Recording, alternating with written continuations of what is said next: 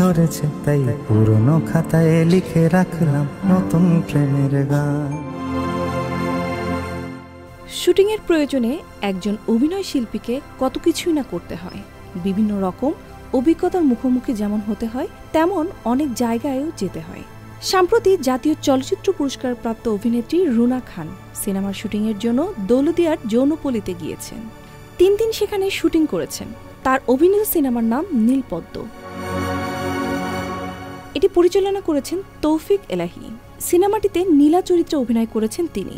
সিনেমাটি প্রিমিয়াম হতে যাচ্ছে যুক্তরাষ্ট্রে। সিনেমাটি সংশ্লিষ্ট সূত্রে জানা গেছে, এটি মূলত নারী প্রধান গল্পের সিনেমা। এর প্রধান চরিত্রে অভিনয় করেছেন রুনা খান।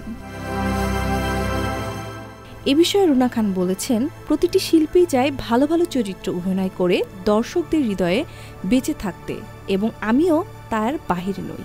নীলপদ্ম তেমনই একটি ভালো গল্পের সিনেমা।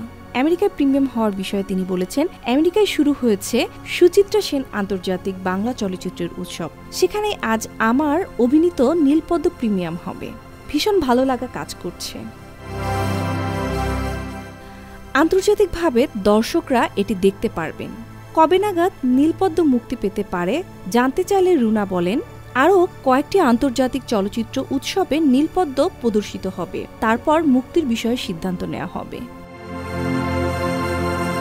রুনা খানের কাছ থেকে জানা যায়, 2 বাংলা থেকে 438টি সিনেমা জমা পড়েছে আমেরিকার সুচিত্রা সেন আন্তর্জাতিক চলচ্চিত্র উৎসবে। সেখান থেকে জুরি বোর্ড 37টি সিনেমা নির্বাচন করবেন, তার মধ্যে নীলপদ্ম একটি।